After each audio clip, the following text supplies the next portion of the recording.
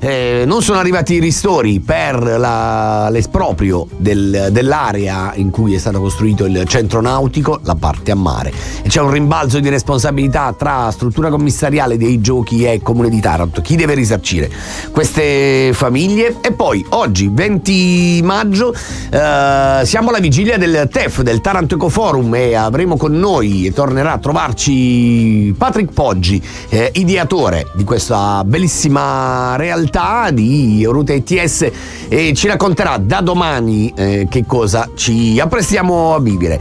Chiuderemo poi con una notizia particolarmente significativa. Avete presente le concessioni balneari, i lidi? Il comune di Ginosa ha avuto ragione al Consiglio di Stato, che insomma ha dichiarato legittime le gare che ha fatto l'amministrazione guidata dal sindaco Vito Parisi. Sono state depositate 8 delle 14 sentenze emesse e tutte sostanzialmente danno ragione al comune. Una notizia non di poco conto, se considerate che Ginosa è sostanzialmente una sorta di apripista, di ariete in questo campo delle gare, delle nuove gare per le concessioni. Ma i dettagli naturalmente ve li racconteremo nel corso di questa puntata. Insomma, una puntata particolarmente ricca, quindi non muovetevi dai 96.5 dal canale 94. Sono le 7.24 e c'è l'oroscopo di Maya. L'oroscopo di Maya. Buon mercoledì da Maya e ben ritrovate e ritrovati al nostro appuntamento quotidiano con le previsioni delle stelle. Ariete, nel lavoro sarete incentivati a proporre idee creative. In amore, la vostra passionalità potrebbe attrarre l'attenzione del partner, portando scintille positive. Toro, giornata a voi favorevole in cui potreste consolidare i rapporti personali più cari. Nel lavoro è il momento di affrontare sfide con serenità e determinazione, sfruttando la vostra naturale tenacia. Gemelli, la chiave di questa giornata risiede nella comunicazione. Condividere pensieri e idee porterà a nuove connessioni, sia in campo personale che professionale. In amore, aprite il cuore senza timori. Cancro, un'energia positiva vi guiderà verso il raggiungimento di obiettivi personali importanti. Nel lavoro la vostra intuizione sarà di grande aiuto, mentre in amore la comprensione reciproca rafforzerà i legami. Leone, potrete utilizzare oggi la vostra innata creatività per risolvere problemi che sembravano complessi. Nel lavoro mettete in mostra il vostro talento, mentre in amore un gesto spontaneo rafforzerà l'intesa. Vergine, si prospetta una giornata in cui la precisione sarà cruciale. In campo professionale la buona organizzazione sarà la vostra migliore alleata, mentre in amore piccoli gesti di attenzione faranno la differenza. Bilancia, potrete contare oggi su una giornata dove l'armonia interiore porterà equilibrio nei vari aspetti della vostra vita. Amore e lavoro potranno intrecciarsi positivamente se voi manterrete la serenità interiore. Scorpione, la vostra capacità di adattamento vi permetterà di gestire situazioni complesse nel lavoro. In amore potrebbe nascere una passione intensa. Godetevela. Sagittario, giorno perfetto per iniziare nuove avventure e sperimentare. Nel lavoro affrontate con entusiasmo le novità, mentre in amore lasciatevi guidare dalla curiosità. Capricorno, troverete oggi il modo di realizzare i vostri progetti grazie a una strategia ben ponderata. Nel lavoro è il momento di prendere decisioni importanti, mentre in amore potrebbe nascere una nuova complicità. Acquario, potreste esplorare oggi nuove idee che vi porteranno verso interessanti esperienze. In amore e in amicizia sorprenderete chi vi è accanto con novità entusiasmanti, mentre nel lavoro mostrerete il vostro lato più innovativo. Pesci, sentirete oggi una forte connessione con il vostro intuito che porterà a decisioni sagge. In amore ascoltate il vostro cuore, mentre nel lavoro fidatevi del vostro istinto per cogliere opportunità nascoste. Oggi vi saluto con le parole di Jackson Brown Jr. Trova un lavoro che ti piaccia e avrai 5 giorni in più per ogni settimana. Ciao a tutti e a tutti. A domani con l'oroscopo di Maya. E grazie a Maia per averci raccontato anche oggi i consigli delle stelle. Adesso invece noi scendiamo tra le strade, andiamo nella nostra edicola virtuale a dare uno sguardo alle prime pagine dei quotidiani locali e regionali. Cominciamo come sempre con Corriere del Mezzogiorno, che apre con la cronaca sindacale. Vertenza Natuzzi, prima intesa, accordo con i sindacati per cassa integrazione al 62% e 6 milioni di incentivo all'esodo. Nel nuovo incontro del 27 maggio al Mimit, focus sul piano industriale di Sciascio, addetti in sicurezza. E si torna a parlare sul Corriere del Mezzogiorno delle prenotazioni alterate al CUP di Taranto. Vi ricordate? Il titolo è prenotazioni alterate dalla sede centrale CUP, l'inchiesta si allarga. Ancora il collega Della Rocca che racconta che secondo gli accertamenti condotti dalla Procura di Lecce, le manomissioni delle liste d'attesa sono avvenute dagli uffici di Viale Virgilio del Centro Unico di Prenotazione, quindi dalla sede principale, con alterazioni evidenti rispetto ai tempi abituali, come i soli 9 giorni per una risonanza. Poi si parla anche qui anche sul Corriere del Mezzogiorno di Ginosa. Alt a 4 stabilimenti, il comune di Ginosa vince la battaglia del mare, avvio d'estate agitato a Maria di Ginosa con il Consiglio di Stato che ha dato ragione al comune e fa scendere da 20 a 16 il numero degli stabilimenti balneari in ossequio alla direttiva Bolkestein. Il sindaco Parisi ha commentato una sentenza forte e chiara, e tra un po' ascolteremo qui in diretta a Cittadella la voce del primo cittadino di Ginosa. Ora però ci spostiamo e diamo uno sguardo alla Gazzetta del Mezzogiorno, che titola con i costi del buco. Sanità, il deficit cresciuto per bollette e spese elettorali. Schittulli parlavano di una Ferrari, ora è da rottamare. Al centro della pagina anche qui la cronaca e il lavoro. Natuzzi, c'è l'intesa, Dio chiusure e CIG ridotta al 62%. Sulla Gazzetta si parla anche di Bacari Sacco, i primi risultati dell'autopsia fatta ieri, letale una delle 3 coltellate. Ora le indagini si concentrano su telefoni e altre videocamere.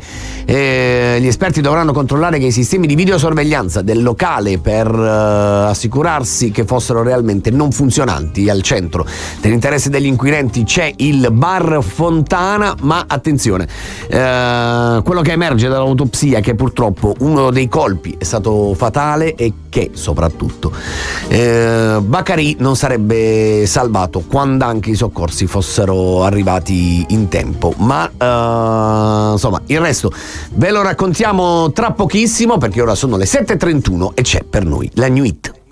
Andiamo a dare uno sguardo alle testate giornalistiche in edicola questa mattina e passiamo, dopo Corriere Gazzetta, proprio all'edicola. Locazioni brevi, la stretta di Decaro, regolamentato il Far West. Si parla sostanzialmente di B&B e alloggi brevi. Si cerca di dare una sistemazione a una vera e propria giungla in Puglia, in particolare dalle parti del Barese e del Salento. Di spalla l'autopsia su Bacari e le coltellate, il pezzo firmato dal collega Vittorio Ricapito. Al centro della pagina invece droga ed estorsioni, 13 arresti nei guai un candidato del PD. L'inchiesta ha avuto inizio dalla denuncia di un imprenditore vittima di taglieggiamenti.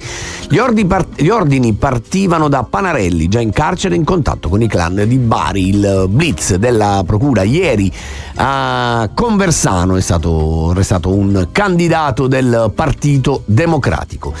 Chiudiamo con il Nuovo Quotidiano di Puglia, che apre il giornale con la cronaca. Bacari al setaccio, chat e social, gara di solidarietà per i funerali, dubbi sulla tempestività della chiamata al 118, il difficile rientro della salma in Mali. E poi il dramma di Avetrana, si toglie la vita a 18 anni, l'ombra del bullismo e l'appello dei genitori, chissà adesso parli. Il pezzo firmato dal collega Nazareno Di Noi.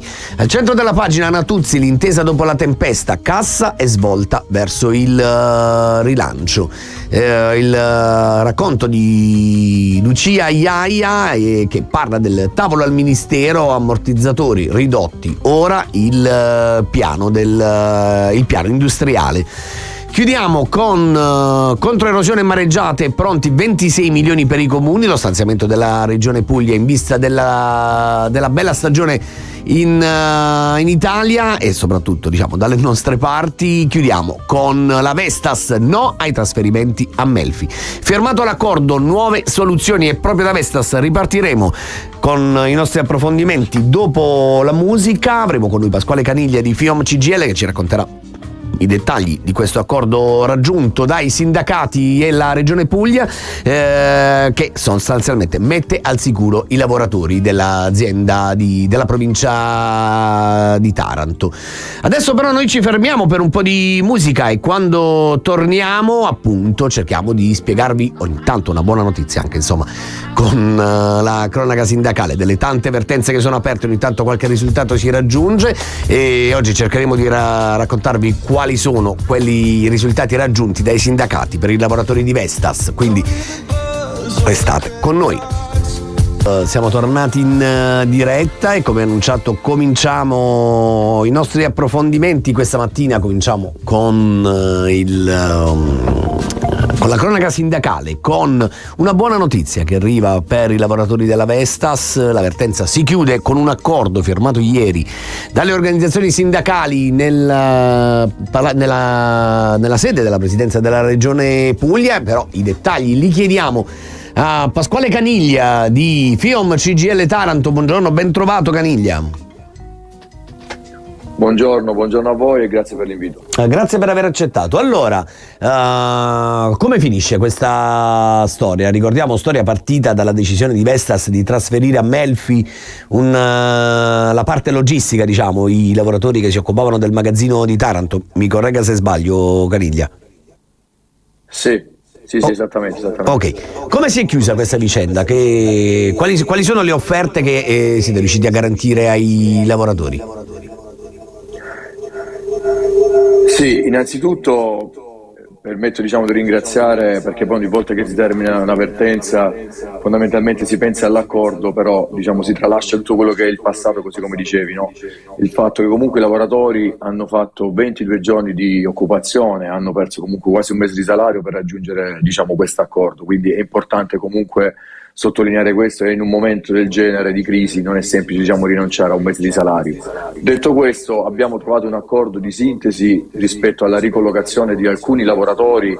Ieri, così come abbiamo detto in Regione, la vediamo come organizzazioni sindacali come una mezza vittoria, e mi spiego, nel senso che siamo riusciti comunque a tenere i lavoratori su Taranto e quindi sono stati trasferiti quasi il 70% di loro presso la società Vestas Blades, che è la società che si occupa della produzione delle pale, mentre Vestas Italia si occupa della manutenzione dei parchi eolici e come hub logistico. Quindi comunque siamo riusciti a tenere i lavoratori su Taranto e poi altri hanno deciso di lasciare Vestas con un incentivo, quindi abbiamo comunque trovato un accordo.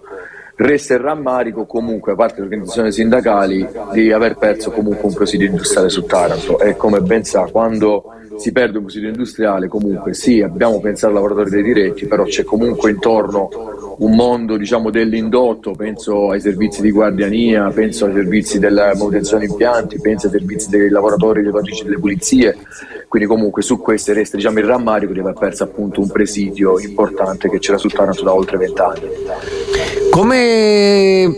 Che cosa succederà adesso? Quindi i lavoratori possono scegliere o come dire, la decisione è vincolata?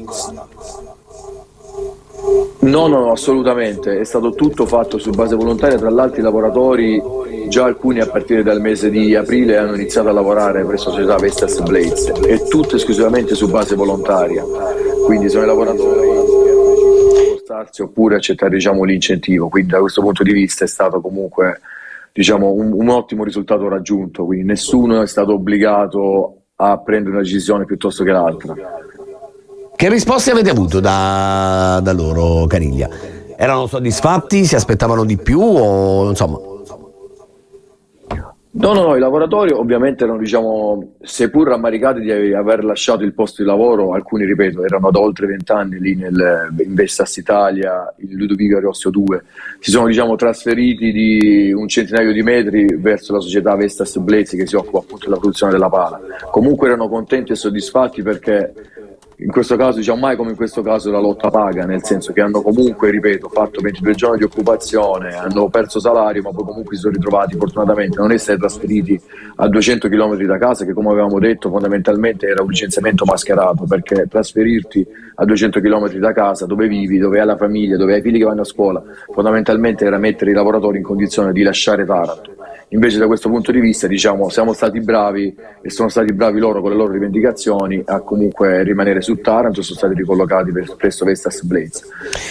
Diciamo, il rammarico resta più dal punto di vista sociale nostro di aver perso un ulteriore presidio industriale in un territorio già particolarmente complesso e complicato. Io poi me lo so perso per strada sta roba, Caniglia, ma perché Vestas a un certo punto ha deciso di accorpare questa parte logistica?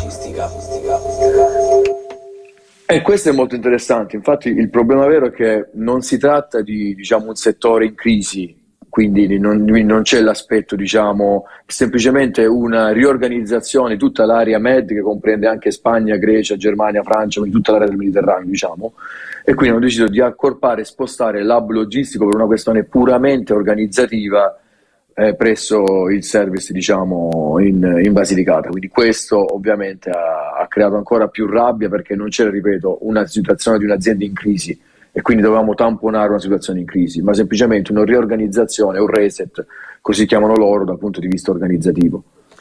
Grazie. Quindi una logica industriale non c'era, è puramente...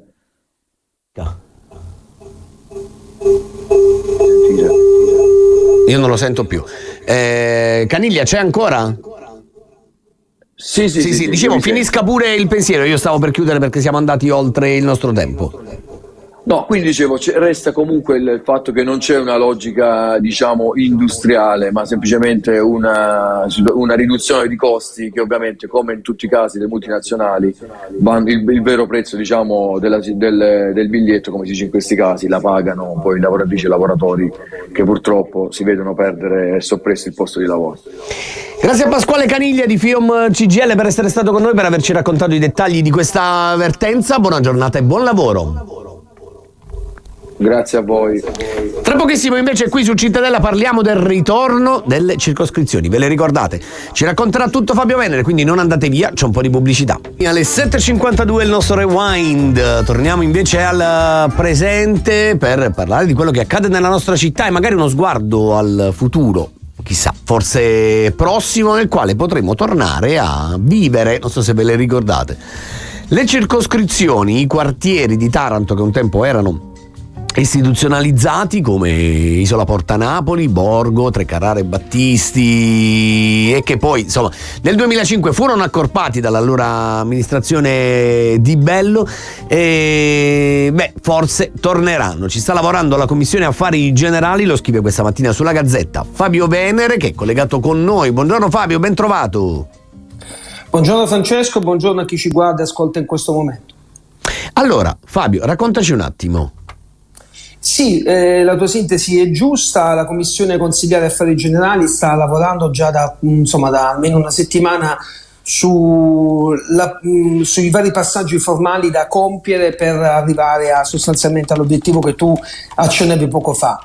In primo luogo bisogna modificare lo statuto comunale, che nella sua parte iniziale prevede ancora le circoscrizioni soppresse per legge nel 2010, tant'è che gli ultimi consigli circoscrizionali a Taranto esaurirono il loro compito nel maggio 2012 e ovviamente in forme diverse, così come varie leggi poi succedutesi negli anni hanno disegnato questo nuovo ruolo. Giusto per chi fosse interessato, le circoscrizioni in Italia esistono ancora, ma solo per i comuni superiori ai 250.000 abitanti. Taranto, come sappiamo, ormai è ben al di sotto dei 190.000, quindi già all'epoca era stata tagliata fuori, ovviamente ancora di più adesso, visto che negli ultimi 16 anni di abitanti ne ha persi. Ma tant'è, tornando all'attualità, si sta lavorando a questo progetto. Successivamente, superato questo primo step formale relativo allo statuto, Francesco, la Commissione prima e il Consiglio Comunale poi dovranno pubblicare un avviso aperto sostanzialmente a tutti i comitati che già ci sono, peraltro alcuni sono anche storici nei diversi quartieri della città. Sostanzialmente, ora la faccio breve, dicendo chi vuole far parte del comitato del quartiere X o Y, sostanzialmente ci faccia sapere. Poi infine ci sarà un terzo passaggio, quello un po' più decisivo, regolamentare, procedurale, in cui il Consiglio Comunale dovrà stabilire come poi verranno individuati i, presumo 16 o 14, non di più non di meno, componenti dei vari consigli, come verrà eletto il presidente. Di certo non voteranno più gli elettori e di certo chi ricoprirà questi ruoli nel prossimo futuro lo farà solo in maniera gratuita, quindi senza costi per il comune. Che cosa permetterebbe questo decentramento amministrativo? Cioè, sostanzialmente stiamo parlando, Fabio, di avere, tra virgolette, tornare ad avere prossimità rispetto ai cittadini? Beh, sì. Questo è sicuramente l'obiettivo primario che io mi sento di condividere, perché insomma con i loro pregi e i loro difetti, però le circoscrizioni nel passato sostanzialmente hanno avuto questo compito appunto di fare da pungolo all'amministrazione comunale per ridurre le distanze dei quartieri, soprattutto quelli più periferici, verso il palazzo, in questo caso verso Palazzo di Città. Quindi parliamo senza conoscere ancora la bozza di regolamento, ma immagino che, viste le restrizioni normative di cui prima facevo cenno, che avranno sostanzialmente compiti consultivi, tenderei ad escludere, non essendo più a suffragio universale, che possono avere un'autonomia finanziaria come hanno attualmente i municipi di Roma, di Bari o di Genova, per dire una, e come in piccola parte all'inizio del 2000 riuscirono ad avere, ebbero anche i consigli di circoscrizione di Taranto, poche, insomma, cifre di basso importo, se non sbaglio 20.000 euro all'anno, insomma, per il verde, per qualche piccola iniziativa. Ora vado a memoria perché sono passati davvero più di 20 anni. Questo aspetto tenderei ad escluderlo, però di certo potrebbero avere ruolo consultivo, quindi di proposte, di incontri, per appunto segnalare i vari problemi. Fabio, chiudiamo al volo. Quando secondo te tutto questo sarà, diciamo, davvero concreto? Ma senti, tutti, come dire, gli atti che provengono dalla Commissione Affari Generali, o meglio quasi tutti, per legge hanno una tempistica abbastanza rigida, perché proprio la legge che lo prevede, nel senso che ogni atto di modifica allo statuto, ecco, quindi il primo passaggio di cui parlavo inizialmente, bisogna, per essere efficace, poi deve attendere 60 giorni dall'approvazione del Consiglio Comunale, perché potrebbe esserci un ricorso al TAR, visto che lo statuto è la nostra Costituzione, come dire. Quindi insomma è evidentemente poi tutto vale, ogni atto, e poi devi aggiungere 60 giorni per rendere efficace, quindi poi ci vuole il passaggio in Commissione, in Consiglio, insomma per quest'anno ovviamente tenderei ad escluderlo. Io spero che possa essere, insomma, approvato entro il 2027, di modo che ragionevolmente alle prossime consultazioni, o se possibile in corso d'opera, ma dipende da quello che scriveranno i consiglieri del testo, si possa tornare ad avere questi comitati di quartiere che, come dicevi inizialmente tu, una delle poche certezze che abbiamo sono il numero, saranno 6, appunto non 10, quindi così come erano state accorpate, e non ci saranno indennità, questo qua l'abbiamo già detto. E poi un altro aspetto su cui sono tutti un po' d'accordo: i componenti non dovranno essere immediatamente riconducibili a partiti politici o organizzazioni sindacali. Penso a quelli che ci sono adesso, Fabio, cioè penso per esempio al Comitato Città Vecchia piuttosto che al Comitato Borgo Virgilio, cioè questi gruppi, anche tra virgolette, anche le Pro Loco, penso a San Vito, per esempio, no? Certo. Dovranno candidarsi sostanzialmente. Mettiamola così. Sì, da quello che, ovviamente non in blocco, insomma, da quello che dalle prime informazioni che sono filtrate, che noi abbiamo riportato giù sulla Gazzetta, sembrerebbe proprio di sì. Quindi immagino che qualche loro rappresentante dovrà far sapere al comune c'è la disponibilità di un nostro rappresentante, di 3, di 4, di 5. Poi ovviamente bisogna tenere, come dire, insieme tutte le varie esigenze, perché in alcuni quartieri magari non hanno comitati, altri ce ne hanno più di uno. Chiaro. Quindi evidentemente poi non so come ecco, il presidente verrà scelto all'interno dell'assemblea, questo è chiaro. I componenti sinceramente immagino che verranno indicati dal consiglio comunale, però bisogna aspettare i bandi e gli avvisi pubblici per capirne un po' di più. Che bello che erano invece i comitati spontanei, ma bisogna... Vabbè, niente, scusami, stavo ragionando per fatti miei, Fabio, lasciamo perdere. Sì, no, vabbè, lo spontaneismo va bene, però magari insomma avere anche una serie a disposizione, no, certo. comunali, però la bellezza di un comitato è che è spontaneo, capito? Che in qualche modo non deve rispondere a logiche di partito o a chi ti ha messo in quel comitato, quindi come dire, non ha paura di fare azioni tra virgolette sgradite al comune, ma insomma questo vediamo che cosa accadrà. Vediamo, insomma, certo. Dipende anche da chi ne farà parte. Grazie a Fabio Venere, collega di Gazzetta del Mezzogiorno, buona giornata e buon lavoro, Fabio. Buona giornata e buon lavoro a tutti. Noi ci fermiamo per un po' di informazione, c'è il giornale radio, quando torniamo alla musica e poi vi raccontiamo dei giochi del Mediterraneo e della situazione dei viticoltori. Restate con noi. Alle 8.08 siamo tornati in diretta dopo questa new hit, è il momento di parlare di giochi del Mediterraneo e di mitilicoltori, perché come sapete nella ex banchina torpediniera è stato costruito, sta nascendo il centro nautico e il campo di regata in mare, è stato realizzato sottraendo di fatto le aree ad alcuni mitilicoltori che sono stati indennizzati e ristorati. In alcuni casi però questi ristori non sono arrivati, le responsabilità si rimpallano tra struttura commissariale dei giochi e comune di Taranto, e intanto queste famiglie aspettano di essere rimborsate. Ci racconta tutti i dettagli di questa storia Valentina Castellaneta.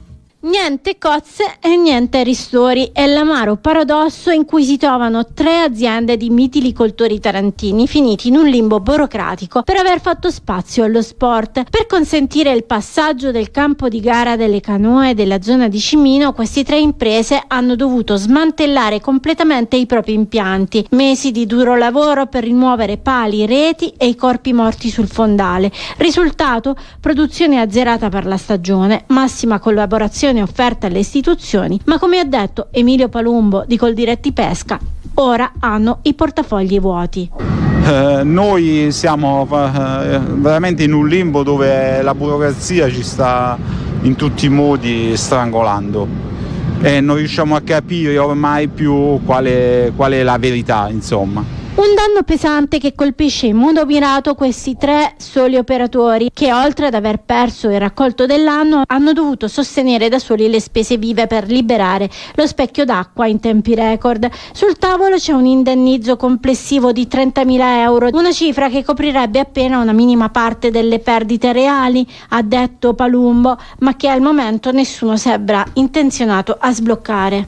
Hanno lavorato, hanno perso la produzione e al momento, ad oggi, non hanno avuto ancora quel ristoro promesso, che era poi una minima parte di quello che effettivamente hanno perso. A quanto ammontava in totale, se non mi sbaglio, 30.000 euro, giusto? 30.000 euro per 3 imprese. Le 3 imprese che, come dicevamo prima, hanno dovuto spostare gli impianti avendo un danno anche per la produzione. Insomma, qualcuno insomma, si sieda a un tavolo e faccia 2 conti con queste famiglie che devono sopravvivere, altrimenti, come dice giustamente Valentina Castellaneta, né cozze né rimborsi, insomma non si sopravvive così. 8:11, noi ci fermiamo per un po' di musica. Quando torniamo invece vi raccontiamo del Taranto Eco Forum. Siamo ormai alla vigilia dell'edizione 2026, avremo con noi Patrick Poggi e ci faremo raccontare insomma gli ultimi dettagli, gli ultimi allestimenti di questa bella realtà che coinvolge tante imprese di qualunque livello, ma tutte accomunate dalla volontà di parlare di sostenibilità e di futuro. Vi lasciamo adesso però con un po' di musica, vi lasciamo in compagnia di Charlie Puth e della sua Beat Yourself Up. Bentornati in diretta, questo è Buongiorno Taranto e naturalmente vi stiamo raccontando i temi, gli argomenti principali di questa giornata e naturalmente non possiamo alla vigilia dell'edizione 2026 non parlare proprio oggi del TEF, del Taranto Eco Forum, e diamo il bentornato qui a Cittadella a Patrick Poggi. Buongiorno Patrick, ben trovato. Buongiorno Francesco, buongiorno a tutte e tutti. Mancano 24 ore, insomma, minuto più, minuto meno, grande giornate di grandi allestimenti, di preparazione, di ultimi ritocchi. Come siamo per questa edizione 2026, Patrick?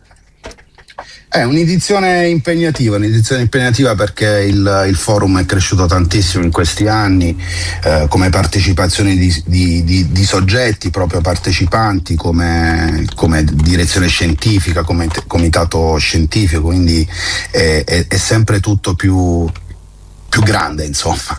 Sai una cosa? Lasciami passare questo termine semplice. Sai una cosa? Diciamo, conoscendo i partner di queste edizioni, incontrandoli in queste mattine, facendo due chiacchiere con loro, sai qual è la cosa che spesso ho sentito ripetere? È che TEF è un luogo di incontri e di costruzioni, come dire, sostanzialmente diverso dagli altri, e credo che questo sia, lo dico io, magari tu puoi non essere d'accordo, non lo so, però credo che forse sia la più grande delle soddisfazioni che ci possa essere quando metti in piedi una baracca come questa, Patrick, o no? Sì, perché alla fine è la più grande soddisfazione, perché poi è un punto vero di incontro e di confronto, però che lasciami dire, e lo vediamo da oggi, in questi anni di costruzione di confronto, ha poi una caduta. Una caduta e abbiamo perso Patrick. Che è successo? Appena detto abbiamo una caduta, proviamo a ricollegarci al volo con Patrick Poggi, che vi ricordo di ETS Eurota ETS, diciamo l'anima di TEF, di Taranto Eco Forum, che comincia domani 21 maggio e dopodomani 22 maggio. Tanti panel, tanti interventi, tanti momenti di confronto per parlare di sostenibilità, tecnologia, futuro, in una terra oggettivamente che di sostenibilità non solo ne ha bisogno da un punto di vista tecnico, ma anche proprio da un punto di vista ideale. Comincia davvero anche a scuotere in qualche modo le coscienze della società civile e delle imprese, cominciare a pensare davvero in maniera diversa. Le occasioni per farlo ci sono, ma ci sono anche le potenzialità per poter parlare a Taranto di tutto questo, perché alcune delle realtà che sono venute fuori dalle precedenti edizioni di TEF hanno dimostrato che, insomma, a Taranto c'è una grande capacità di fare impresa, di avere visione, che quindi mettere insieme quelle realtà sane e in qualche modo ormai non solo necessario, ma quasi, ecco, doveroso per poter dare un cammino, un percorso diverso a questo territorio, alla sua comunità. Siamo in grado di ricollegarci in questo momento con il nostro Patrick Poggi. Eccolo qua, lo rivedo, anche se l'immagine, no, eccolo qua, sì, adesso lo vedo. Patrick, ci siamo lasciati sulla caduta ed è stata, insomma, sì, ti sentiamo. Ci siamo lasciati sulla caduta ed è stata veramente quasi fisica la cosa. Lui mi sente? Patrick, mi senti? Sembra di no. Mi sentite? Io ti sento, Patrick, tu mi senti? Sì. Eccoti. Sì, ti sento. Ci dicevamo, parlavamo poco fa, cioè ti abbiamo lasciato sulla caduta, poi è stato, come dire, anche fisico, diciamo, tecnologico. Sì, la purtroppo caduta. delle telefonate d'ingresso, scusatemi. Lo so, sono tutti quelli che guardano Cittadella che ti vogliono disturbare in questo momento, ma noi sappiamo resistere, noi sappiamo resistere ai boicottaggi. Allora, Patrick, ci dicevamo che è una delle più belle soddisfazioni.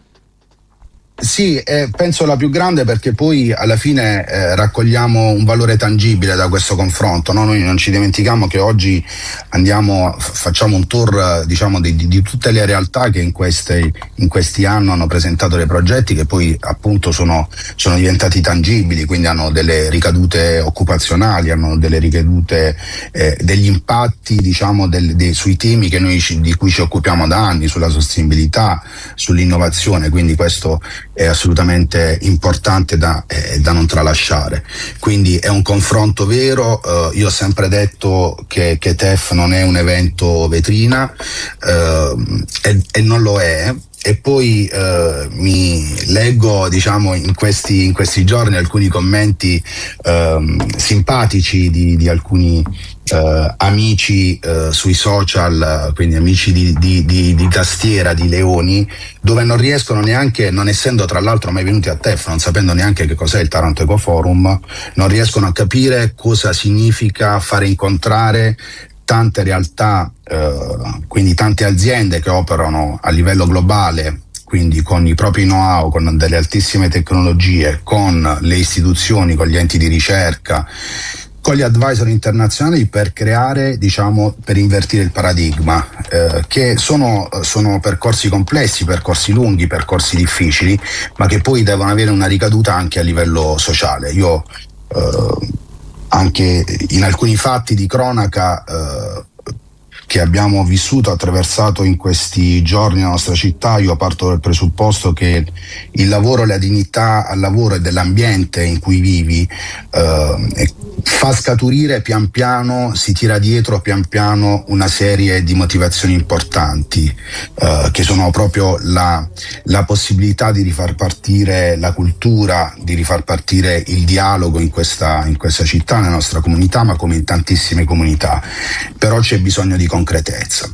Concordo. Se non hai questo, servono anche, non riparte. Questo è il TEF, è un po' il TEF, no? L'incontro di associazioni. Io prima non citavo le associazioni, è importante dire che ci sono tutte le associazioni, molte associazioni nazionali, come in questi anni ci hanno accompagnato, ma anche quest'anno una grande novità è quella di aver messo una round table, tutte le associazioni, diciamo, tarantine e della provincia di Taranto, che operano in maniera pragmatica, quindi con dei progetti, con delle proposte vere. Patrick, non so se sei d'accordo con me, non esistono soluzioni semplici a problemi complessi, non esiste la bacchetta magica e bisogna affidarsi a chi ha le competenze, a chi, diciamo, l'esperienza l'ha maturata, e credo che la grande qualità del Taranto Eco Forum sia quella proprio di mettere insieme realtà non solo sane e visionarie in alcuni casi, ma anche particolarmente competenti.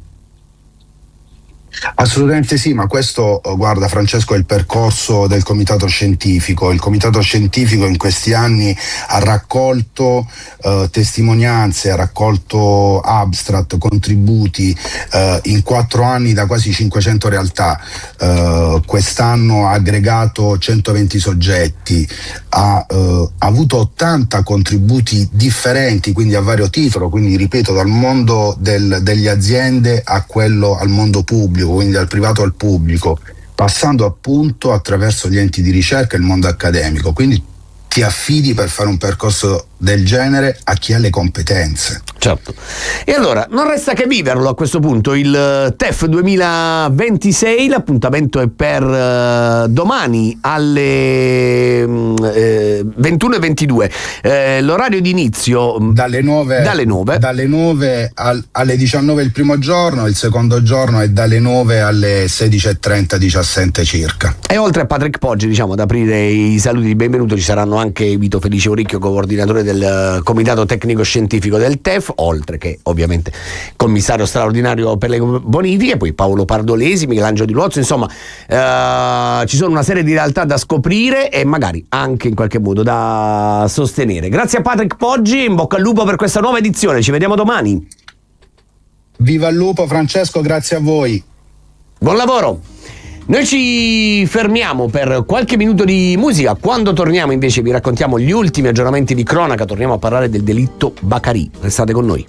Maroon 5, la new hit delle 8:30, e siamo tornati in diretta come annunciato per parlare delle ultime novità di cronaca, e torniamo a parlare dell'omicidio di Baccarì Sacco a Taranto, avvenuto, vi ricorderete, l'alba del 9 maggio in piazza Fontana. Un ragazzo di 35 anni, originario del Mali, che stava andando al lavoro in bicicletta, accerchiato, bloccato, aggredito e poi accoltellato da un baby gang composta da 6 giovanissimi, tra cui 2 maggiorenni e 4 minori. Ieri è stata effettuata sul corpo del 35enne l'autopsia, che ha portato alla luce come una delle 3 coltellate sia stata purtroppo quella fatale. La ferita individuata dal medico legale Roberto Vaglio, indicato dalla procura come consulente, ha ha sostanzialmente compreso che quel colpo inferto dal quindicenne, da uno dei più piccoli del gruppo, anzi dal sedicenne, ha compiuto 16 anni proprio ieri, uno di quei 3 colpi avrebbe infatti colpito l'aorta e quindi provocato un'emorragia che in pochi minuti ha ucciso il 35enne. Un dettaglio non trascurabile che in qualche modo porta alla luce anche un altro aspetto, e cioè il ruolo dei soccorsi che sono arrivati di lì a poco, ma purtroppo quella ferita avrebbe impedito di salvargli la vita, anche se fossero stati paradossalmente ancora più tempestivi. L'autopsia effettuata ieri porta alla luce anche un altro aspetto. La difesa infatti aveva chiesto di analizzare se ci fossero dei segni sulle nocche delle mani della vittima, per dimostrare che in qualche modo anche lui aveva aggredito, tra virgolette, i minori. In realtà quello che abbiamo appreso e che è venuto fuori, e che oggi abbiamo raccontato anche con Alessandra Cannetiello sulla Gazzetta del Mezzogiorno, è che quelle ferite sulle nocche ci sono, ma sembrano più ferite da trascinamento che da colpo, cioè le nocche del ragazzo si sarebbero escoriate quando è stato trascinato fuori dal bar, una volta che era già stato colpito. Naturalmente continueremo a seguire la vicenda di Bakary Sacco e insomma adesso tutta la parte che coinvolge invece il ritorno in Mali. Adesso invece cambiamo argomento e torniamo a parlare di concessioni balneari. Lo faremo tra pochissimo con il sindaco di Ginosa, Vito Parisi, perché c'è una nuova sentenza del Consiglio di Stato, nuovo colpo di scena. A tra poco. Le 8:40 su Cittadella, e come annunciato noi adesso invece ce ne andiamo a Ginosa, parliamo di lidi balneari, di nuove concessioni demaniali, e lo facciamo dopo dopo 8 sentenze del Consiglio di Stato che hanno dato ragione all'amministrazione guidata da Vito Parisi e hanno dichiarato che le gare fatte a Ginosa per la redistribuzione delle aree, in qualche modo delle nuove gare, è assolutamente legittima. Diamo il bentornato qui a Cittadella al primo cittadino di Ginosa, Vito Parisi. Buongiorno sindaco, ben trovato. Buongiorno e ben trovati. Allora sindaco, mi corregga se sbaglio, ho letto alcune sentenze, diciamo delle 8 che sono state pubblicate ieri e che sostanzialmente dicono 3 cose, mi pare di capire. Che l'operato della Comune di Ginosa rispetto alle gare è legittimo, che nonostante l'assenza del piano comunale delle coste avete di fatto anticipato l'effettività di una disposizione europea contando sul piano regionale delle coste, e C, che adesso chi è senza titolo deve sgomberare l'area, mi pare di capire. Non so se ho sintetizzato poco e male. Sì, no, diciamo è corretto. Devo dire che siamo in attesa che escono ulteriori 6 sentenze che hanno, diciamo così, sono state delle impugnazioni che sono leggermente differenti rispetto a quelle diciamo già che sono state già con i dispositivi già depositati, però fondamentalmente il Consiglio di Stato è stato coerente con quello che aveva detto già nelle ordinanze cautelari, ha confermato la bontà dell'azione amministrativa e una cosa molto importante, lo ribadisco, noi abbiamo esercitato la nostra discrezionalità perché c'era stata già una sentenza del Consiglio di Stato che ci aveva condannato a fare le gare. Quindi questa è la seconda volta che il Consiglio di Stato si esprime sul Ginosa e ci aveva condannato a fare le gare. Noi, per tutelare tutti gli interessi, abbiamo bandito le gare che hanno subito una conflittualità giudiziaria legittima e che hanno fatto sì che si procrastinassero le tempistiche. Però già a novembre il Consiglio di Stato aveva chiarito che il comune doveva concludere le procedure di gara. Devo dire che un po' irritualmente nelle sentenze il Consiglio di Stato ha usato parole del tipo finalmente, ecco, ha usato la parola finalmente un comune ha dato diciamo seguito a quanto disposto sia dalle autorità dell'Unione Europea sia dallo stesso Consiglio di Stato, quindi un po' come dire quasi una sorta di liberazione quella che esprime il Consiglio di Stato rispetto a quello che ha fatto Ginosa, che è un po' testa d'ariete, è un po' apripista rispetto a livello nazionale su questo campo, o sbaglio sindaco? Assolutamente sì, ma lo devo dire quasi purtroppo, perché di fatto siamo stati lasciati, i comuni, sono altri comuni coinvolti, ci sono alcuni comuni in Toscana, altri in Liguria, che sono stati praticamente lasciati da soli dal governo centrale, ed è molto importante quello che dice il Consiglio di Stato rispetto al termine 2027, che non è un termine di durata delle concessioni esistenti, ma è un termine entro cui le gare si devono concludere. E quindi noi avevamo queste pendenze. È stato molto importante perché ha ribaltato totalmente quello che diceva il TAR Lecce, e su questo secondo me una riflessione seria serve anche a livello regionale, perché di fatto noi avevamo individuato con degli elaborati che poi sono diventati la nostra proposta del piano delle coste, che è attualmente in conferenza dei servizi, avevamo individuato i lotti da mettere a gara, quindi questa scelta è stata una scelta che è stata ritenuta valida e opportuna dal Consiglio di Stato. Quindi adesso attendiamo le altre 6, ci sono alcune che riguardano dei concessionari che non si sono aggiudicati i lotti, però di fatto già nei confronti di questi il Consiglio di Stato aveva espresso il fatto che loro non hanno nessun titolo per poter rimanere sul demanio. Ora, Sindaco, stamattina alcuni concessionari mi hanno scritto dopo aver letto l'articolo che abbiamo pubblicato su Gazzetta, e mi dicono che il Consiglio di Stato però sancisce un principio, cioè quello che sino al rilascio del nuovo titolo concessorio il concessionario uscente è titolato a restare e ad esercitare in quell'area. Il problema è quello che il Consiglio di Stato non ha definito la modalità intermedia, ha di fatto detto che il comune deve andare avanti con le aggiudicazioni, e il comune di Ginosa oggi si trova ad avere un doppio livello, perché ci sono dei concessionari nuovi che sarebbero pronti ad aprire anche quest'estate. Quindi chi è che deve essere qual è la discrezionalità con cui io stabilisco proroga per alcuni e nuovi diritti per altri? Ed è questo un po' il principio che viene meno. Quindi per quanto riguarda quest'estate, quello che noi avevamo detto più di 2 mesi fa, articolo 36 e 38, è la soluzione per poter lavorare, poter anticipare i servizi della futura concessione.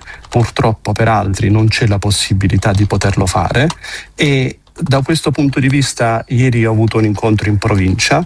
Quindi loro devono presentare le autorizzazioni, aprire e fare la stagione, e quello che stiamo garantendo come uffici comunali, provinciali, io ho sentito anche le varie autorità di controllo, è la disponibilità ad accorciare le tempistiche delle autorizzazioni. Allora, Sindaco, la interrompo solo un attimo, le possiamo rubare altri 5 minuti, però io sono costretto a dover dare la pubblicità perché ho altre 1000 domande da farle rispetto alla nuova stagione. Posso abusare ancora del suo tempo? Sono qui.